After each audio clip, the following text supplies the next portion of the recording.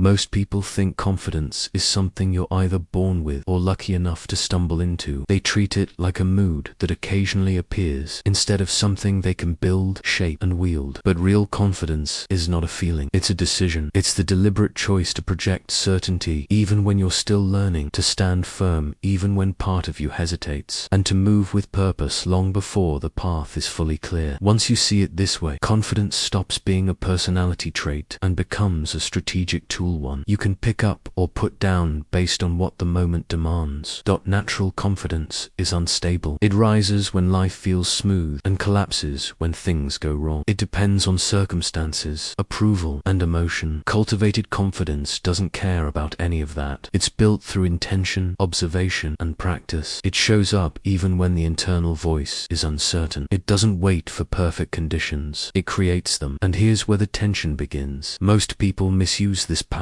without realizing it. They let their doubts leak into their posture, their tone, their decisions. They hand others influence over their emotions. They underestimate how quickly the world notices insecurity and how silently it shifts the balance of power. The truth is, you already project a level of confidence every day. The question is whether it's working for you or against you. When you redefine confidence as a tool, you stop waiting for it. You start shaping it. You begin to understand that the way you walk into a room, the way you hold silence, the way you respond to pressure, these are strategic choices, not personality traits. And once you control them, everything around you begins to move differently. Machiavelli understood something most people overlook. Confidence speaks long before words do. It's the quiet language of power, the signal that tells others whether to respect you, challenge you, or follow your lead. He saw that authority isn't granted, it's perceived, and perception is shaped by how convincingly you carry yourself, even in moments of uncertainty. To Machiavelli, confidence wasn't decoration. It was a weapon that determined who controlled the room. History is full of leaders who mastered this silent influence. Some were not the strongest or the smartest, yet they rose because their presence made others second-guess themselves. Think of a commander who steps onto the battlefield with steady eyes while chaos erupts around him, or a political strategist who says little but whose silence carries more weight than the speeches of his rivals. Their power didn't come from dramatic actions. It came from the unshakable composure they projected. There's a quiet danger in this kind of confidence. It can intimidate without aggression, shift loyalties without negotiation, and bend situations without ever appearing forceful. It's the kind of presence that makes people assume you know something they don't. When someone carries themselves with calm certainty, others begin filling the silence with their own fears and assumptions. Machiavelli understood that once people believe you possess hidden strength, they act as if it's true even if you're still building it. This is where modern strategy connects with classical wisdom. Confidence isn't about pretending. It's about understanding how human nature responds to subtle cues, posture, tone, eye contact, pacing, restraint. Small things that collectively signal power. When used intentionally, they create an aura that pulls attention without asking for it. Once you recognize this silent language, everyday interactions look different. You start noticing who commands a room without effort. You see how some people win influence simply by standing still, and you realize that confidence, when applied with precision, can shift the entire atmosphere around you. Confidence becomes something entirely different when you treat it like armor. It protects you from the hidden games people play, sharp comments meant to test you, the subtle challenges designed to provoke you, the quiet attempts to undermine your stability. When you move with calm certainty, these things no longer penetrate. They fall away before reaching your center. You're no longer reacting to every opinion or threat. You're choosing which ones deserve your attention. This kind of confidence disrupts manipulation. People who rely on pressure, intimidation, or emotional tactics quickly lose their advantage when facing someone they can't shake. They sense the difference immediately. A person who doesn't flinch, who doesn't overshare, who doesn't scramble to justify themselves. This kind of presence forces others to reveal their intention, and once they reveal themselves, their influence begins to weaken. It also shields you from envy. When your confidence is calm rather than loud, others can feel it without perceiving it as arrogance. They may not understand why you seem unbothered or impossible to corner, but they notice, and that quiet strength often prevents unnecessary conflict. People think twice before attempting to test or belittle someone who carries themselves like they see every angle. You've probably seen this kind of dominance in small moments without realizing it. it. A person who walks into a meeting and instantly shifts the atmosphere without raising their voice. Someone in a social setting who doesn't chase conversations or approval, yet everyone gravitates toward them. A student or co-worker who remains composed when others panic, causing the room to unconsciously look to them for cues. This is the power of confidence, used deliberately. It doesn't announce itself. It doesn't demand recognition. It simply creates a boundary that others can feel but cannot name. And once you begin wearing this kind of armor, you stop navigating the world defensively. You start shaping it quietly and consistently in your favor. Power often begins long before anyone speaks. It forms in the split second when someone sees you, scans your posture, hears your tone, and makes a silent judgment about who you are. That judgment shapes how they treat you, how they speak to you, and what they believe you're capable of. And this is where perception becomes more important than internal certainty. You might feel unsure, but if you carry yourself with steadiness, others will respond to the signals you project, not the doubts you hide. The mind is constantly reading cues. A slightly lowered chin can make someone appear more dominant. A calm, measured voice can make them seem more prepared than they actually are. Even the way you pause before responding can imply confidence, because it suggests you don't feel pressured to rush. Most people don't realize how automatic these interpretations are. They assume others see what they feel on the inside. But the truth is that people respond to what you shout, not what you think. Outward confidence can even override reality. Someone who looks composed is often perceived as competent before their skills are evaluated. Someone who stands tall and speaks slowly is automatically trusted more than someone who appears uncertain. This isn't manipulation, it's human psychology. We're wired to look for stability, especially in moments of uncertainty. Once you understand this, influence becomes less mysterious. You begin to see that power isn't about being flawless or fearless. It's about managing the signals you send into the world. And the moment you take control of those signals, something shifts. People pay closer attention. They doubt you less. They question themselves more. That's the first step in learning how to appear powerful, even when the inside of you is still learning to catch up. There's a kind of authority that doesn't need title, force, or loud displays. It's the kind that settles into a room quietly, shaping decisions before anyone notices. This is shadow power, the influence that comes from steady presence rather than direct commands. When someone carries themselves with calm certainty, others instinctively adjust around them. They defer, they soften, they second-guess their own positions, and most of the time, they have no idea why they're doing it. History offers countless examples of people who mastered this subtle form of control. One such figure was a minor advisor in an unstable court, someone with no formal authority but an uncommon ability to shape outcomes. When heated debates broke out, he didn't shout, he didn't rush, he simply observed, letting silence build around him. And when he finally spoke, his tone was calm, almost detached. That composure made others lean in. It made louder voices feel reckless and emotional by comparison. Without ever issuing a command, he pulled the room toward his perspective. His power didn't come from position, it came from presence. People trusted his steadiness more than the authority of those above him. Even those who disagreed with him found themselves swayed, not by arguments, but by the contrast between their own agitation and his unshakable calm. It's a phenomenon Machiavelli understood well. When people feel uncertain, they naturally follow the one who seems least disturbed. There's a quiet danger in this kind of influence. It works beneath the surface. It doesn't challenge others directly. It redirects them. It turns confidence into a gravitational force. And once someone becomes the emotional anchor in a room, everyone else begins orbiting around their behavior. When you grasp this, you start seeing shadow power in everyday life. The classmate who steadies a group project by simply staying composed. The co-worker whose silence makes others revise their opinions. The friend who speaks last and ends up shaping decisions without meaning to. This is authority built on presence, not pressure, a form of influence that feels effortless but carries tremendous weight. Confidence does more than shape how others see you. It exposes how they see themselves. When you stand firm, when you speak with clarity, when you don't react to provocation, people reveal their true nature. Some become respectful, some become threatened, some try to impress you, others try to challenge you. Their behavior becomes a mirror reflecting their intentions, insecurities, and hidden motives. This is one of the quiet powers Machiavelli relied on. He understood that maintaining composure forces others into a subtle form of confession. They show their fears through their questions questions, their envy through their tone, their ambition through their eagerness. And because you're not reacting, you see everything clearly. By simply staying centered, you gain information that others don't realize they're giving away. There's a story from Renaissance politics about a diplomat known for his unusual calm. Whenever rivals tried to intimidate him, he responded with the same steady expression, never raising his voice or speeding up his speech. At first, they mistook this for weakness, but the longer he held his ground, the more uncomfortable they became. Their attempts to unsettle him grew more obvious, exposing their own anxieties and intentions. Eventually, they began arguing among themselves, revealing alliances and betrayals he later used to negotiate from a stronger position. His power came not from aggression, but from letting their behavior unravel in the reflection of his composure. This same dynamic plays out in modern life. When you remain unbothered, people with hidden agendas push harder. When you don't shrink, competitive personalities show their true competitiveness. When you don't over-explain, those who expect weakness become uneasy. You learn who respects you, who fears you, and who underestimates you without ever confronting them. And once you start noticing these patterns, the world becomes easier to navigate. You begin to sense people's motives before they speak them. You respond with strategy instead of emotion. You stop being blindsided by hidden intentions because your presence brings them to the surface. And that shift, quiet, steady, deliberate, is one of the most powerful advantages a person can carry. Real confidence isn't loud. It doesn't announce itself or rush into every moment. Its strength comes from stillness, the kind of poised quiet that makes people watch you more closely. When you don't react immediately, when you take a breath before speaking, when you let others reveal themselves first, you gain an advantage that feels almost unfair. Patience turns into a weapon because it allows you to see the full shape of a moment before you step into it. Machiavelli observed this in the leaders he studied. The most effective ones rarely acted impulsively. They watched, they waited, they let their rivals move first, revealing their intentions and vulnerabilities. One of his favored examples involved a commander who entered negotiations during a tense standoff. Instead of speaking right away, he sat quietly, studying every face at the table. His silence made others uneasy. They rushed to fill the void with arguments and explanations, exposing divisions within their own ranks. By the time he finally spoke, he already knew where to press. Stillness is not inaction, it's preparation. It's the moment you gather information while everyone else scatters their energy. In professional environments, it can be as simple as pausing before answering a question. In social settings, it might mean letting a conversation settle before adding your perspective. These small delays create tension. They make people wonder what you're thinking, which shifts attention toward you without any effort. When you practice this kind of measured restraint, you stop chasing control and start attracting it. People lean in, trying to understand your silence. They interpret it as confidence, as certainty, as insight. And once they assign those qualities to you, the dynamic changes. You no longer need to push for influence. The room begins adjusting around your presence because you've mastered the most underrated tactic of confidence, the calm before action. There's a form of intimidation that doesn't require threats or raised voices. It works through the subtleties. Most people overlook the timing of your responses, the steadiness of your gaze, the deliberate way you move. When used with confidence, these small cues create a pressure that others can feel without understanding why. It's the kind of influence that makes people hesitate, rethink their approach, or soften their stance. Timing is one of the strongest tools. When you don't react instantly, you signal that you're not controlled by emotion or urgency. A measured response forces others to question their own confidence. Tone carries similar power. A slow, even voice can undercut someone who's trying to escalate a situation. It makes their energy seem excessive while yours appears grounded. Body language adds another layer. Standing still instead of fidgeting, holding eye contact just long enough to show certainty, or turning slightly away to show disinterest, all of it shifts psychological weight. A strategist once used these tactics during a heated dispute between two factions. He didn't argue, he didn't raise his voice. He simply stepped into the center of the room and waited. The silence that followed was sharp enough to cut through the tension. When he finally spoke, he did so with such calm precision that both sides felt their aggression drain. He offered no threats, yet everyone adjusted to him, unconsciously aligning with his presence. By the end, the conflict had softened, not because he forced them, but because his confidence made the alternative feel foolish. This is the essence of strategic intimidation. You You create pressure without aggression. You unsettle others without confrontation. You allow their own uncertainty to do the work for you. And once you understand how these cues affect people, you gain the ability to shift the direction of any interaction, not through force, but through quiet, controlled influence. Confidence becomes far more powerful when you choose what others are allowed to know about you. Most people reveal too much, explaining their plans, exposing their doubts, sharing their intentions long before they're ready. This transparency weakens their influence because it gives others the ability to predict, judge, or undermine them. The art of controlled revelation flips this dynamic. By revealing only what strengthens your presence, you create an air of authority and mystique that makes people take you more seriously. Machiavelli admired leaders who understood this balance. One prince he wrote about was known for never revealing his full position during negotiations. He would share a hint of his intentions, just enough to make the other side think they understood him, but never enough to give away his strategy. This selective openness created confusion and curiosity. Rivals wasted time guessing his next move, while he quietly shaped the outcome in his favor. His restraint made him appear far more calculated than he actually was, which only amplified his power. Controlled revelation works because people naturally fill in the gaps. If you reveal only your strengths, your clarity, your calm, your sense of direction, others start imagining that the rest of you must be equally strong. If you speak only when you have something meaningful to add, your words carry more weight. If you keep parts of your life or goals private, people assume depth and complexity, even if the truth is simpler. Imagine a professional setting where everyone shares their thoughts as soon as they appear. The one person who waits, speaks selectively, and reveals just enough becomes the center of curiosity. Colleagues wonder what they're thinking, what they know, what they're planning. That curiosity turns into respect, and respect turns into influence. This tactic isn't about deception. It's about choosing what deserves to be seen and what gains power by remaining in the shadows. When you master this, your presence becomes harder to read and therefore harder to challenge. People approach you more thoughtfully. They listen more closely. They hesitate before making assumptions. And in that hesitation, you gain space to move strategically, shaping outcomes with a confidence that feels subtle yet unmistakably strong. True confidence doesn't begin with how you speak, walk, or negotiate. It begins with the inner chamber, your private psychological kingdom where fear, doubt, impulse, and ambition collide. Machiavelli understood that the most dangerous leaders were not those who projected power, but those who mastered their internal world. When your mind becomes disciplined, your presence becomes inevitable. This chapter takes the viewer deep into that internal architecture: fear management, emotional detachment, and identity-level confidence. Every human feels fear. Every ambitious person feels doubt. But the people who appear unshakable aren't fearless. They're simply governed by a different internal rulebook. Machiavelli hinted at this repeatedly. A leader cannot eliminate uncertainty, but he can control how he engages with it. Confidence doesn't mean you extinguish fear. It means you learn to operate above it. Think of leaders who faced impossible odds, commanders, founders, rulers who walked into chaotic situations with a calm that others misread as supernatural strength. In reality, they weren't free from fear. They were simply trained to contain it. They understood a vital truth: fear becomes powerless the moment you stop negotiating with it. One Renaissance general documented the night before a decisive battle. He admitted to trembling hands while alone in his quarters. But when he stepped outside, that same fear hardened into precision. His troops never saw anxiety. They saw a man who moved as if the outcome were already guaranteed. That contrast created loyalty. Fear, internal; confidence, external. You can cultivate this same inner stillness. Start with 2 exercises Machiavellian leaders used intuitively. Number 1, the 2-minute freeze. When panic rises, force your body into stillness. Don't move, don't fidget. The mind follows the body. Stillness manufactures composure. Number 2, the worst case audit. Name the worst believable outcome clearly, bluntly, then calculate why you could survive it. Fear dissolves under clarity. By practicing these rituals, the audience begins training themselves to become the type of person who enters rooms with quiet, controlled certainty, the kind that others instinctively follow. There's a level of confidence so rare most people never experience it. It's the power that comes from detachment, not apathy, not laziness, but disciplined separation from impulses, opinions, outcomes, and emotional entanglement. Machiavelli admired rulers who could observe everything without letting anything disturb their integrity. internal equilibrium. When you detach from needing a specific reaction, from chasing validation, from emotionally clinging to outcomes, you become immune to manipulation. You stop being pushed by pressure, urgency, or fear of judgment. You become a strategist instead of a reactor. Detachment feels unnatural at first, because we're wired to attach meaning to everything: comments, glances, messages, expectations. But the moment you stop chasing emotional closure is the moment you gain the freedom to act with precision.